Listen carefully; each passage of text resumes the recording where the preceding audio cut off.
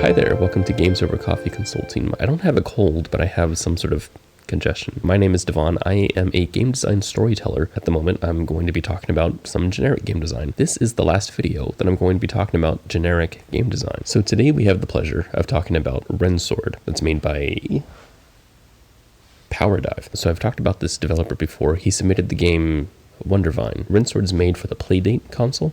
I unfortunately don't have a Playdate, so how I played this was with the Playdate simulator. So when this person submitted the game, they said this about it. They said, "I'm concerned that my game isn't replayable enough. I'd like to have the video focus on how to make a game more replayable. Does this involve just adding more content, or is there something that I can change about the design that makes it easier? Or am I just feeling like things are stale because I've made the game and have figured out the meta?" Okay, so replayability, that's the thing that we're going to talk about today, and specifically what it means for this game. So what makes a game replayable? Well, everything.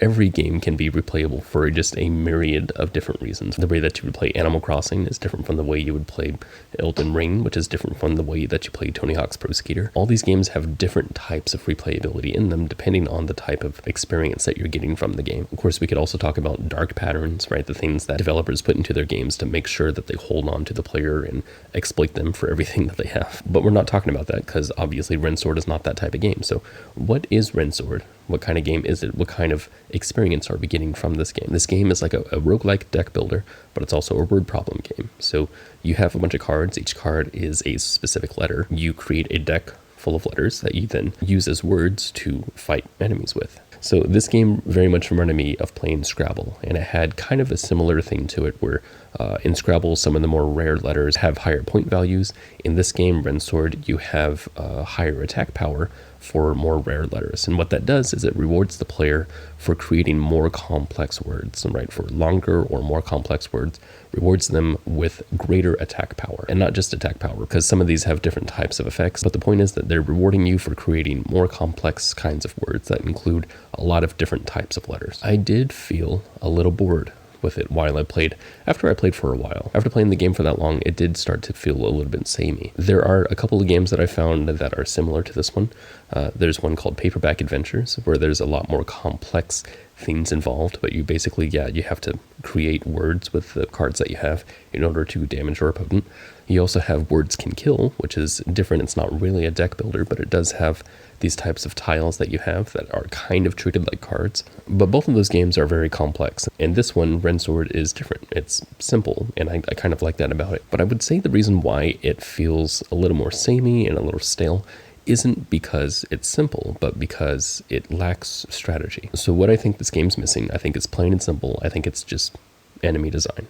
I think the enemies need to be designed a little bit differently. There are different strategies that you can use in this game, but if we look at what you're trying to do in the game, which is just plain and simple, you are trying to fight enemies. The only thing that you see from the enemy is their attack power and their health. And that's all you get from them. You know that they're going to attack you for a certain amount. You have to somehow make it so that you can survive this encounter. Now, whether that means to attack them before they attack you, or making them trip up on their attacks with your, effects that you have in your cards, most of it just has to do with defeating the enemy before they defeat you. But the difference between this kind of game, Rendsword, and say another deck builder like Slay the Spire, in Slay the Spire there's different things that the enemies can do. And thus it creates different types of strategies that the player has when they're trying to fight the enemy. In another roguelike deck builder like Inscription, that one also has, enemies that you're trying to defeat, but they all have different ways of attacking you. The idea is to keep the player on their toes and trying to create different types of engaging encounters. And this doesn't mean that we have to make the game more complex. If we look at simple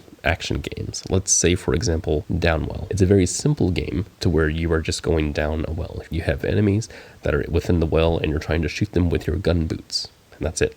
Right? That is all you do. You go down the well, shoot all the enemies. If you dig more into it, you can see that the game is very engaging because it has a lot of different types of strategies that the player can use to defeat their enemies on the way down. For example, in the first level, there's at least 7 different types of enemies. There's bats, turtles, worms, blobs, snails, frogs, and spiky dudes. And in this gameplay where you're basically, again, just using your gun boots to shoot enemies on your way down, there's different types of strategies involved. Bats don't just attack you, they sit on the wall and wait for you to pass them. before they fly and kind of home in on your position. Then there's turtles here. Turtles can't be shot. Turtles have to be stomped on. There's worms that crawl around on the ground much faster than turtles. Blobs float in the air. They take up a lot of space and they float very slowly. There's snails, and snails stick to the wall, but they can't be stomped on. They have to be shot. There's frogs, which will sit on the ground until you pass them, then they'll hop toward you. So the idea here is that even though this is a very simple game from the outset, the game still has a lot of variance in the gameplay. It has a lot of different types of strategy with different types of enemies that you go into. It makes each experience a little bit different and a little bit more engaging. So with these enemies in Rendsword, that's what I want. I want a little bit more strategy. I want different types of ways to fight them. Think about the different types of players that are playing this game. Are there some who'd rather outsmart the enemy? Are there some people who'd rather play very defensive? Are there some people who'd play really offensive? I think making enemies with different types of playstyles would make this a much more interesting experience. And I do have to say there might be more to this game. I only got past the first boss a little bit. One other thing that I wanted to talk about in this game was the aiming mechanism. So one of the things that you have to do in this game is while you're battling a foe, you have to select the foe that you want to attack. And the way that you do that is by including one of the aiming letters in your word. If you don't include an aiming letter, then you won't apply any damage. One thing that I noticed was that this aiming letter isn't part of your deck. It's just its own thing. I feel like this is problem solving for no real reason. There's no skill really attached to this other than the creative problem solving of creating a word with that letter. But it doesn't really help the player in any way other than just being able to attack. And you could say that this is the same way in a game like Scrabble, where in Scrabble you can't just make words from your tray, you have to be able to play off of other words. But in Scrabble you kind of have a lot more choices on the field, and depending on how creative the person is, and they might be able to, play off of a word vertically or horizontally.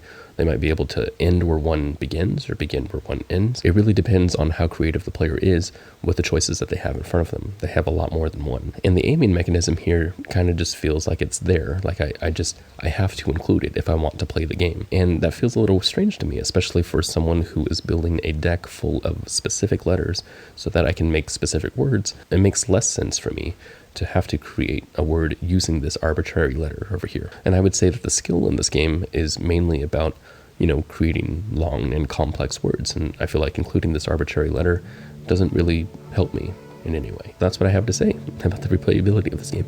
I really wish my energy was different at the moment. Thank you guys so much for watching, and I'll see you soon.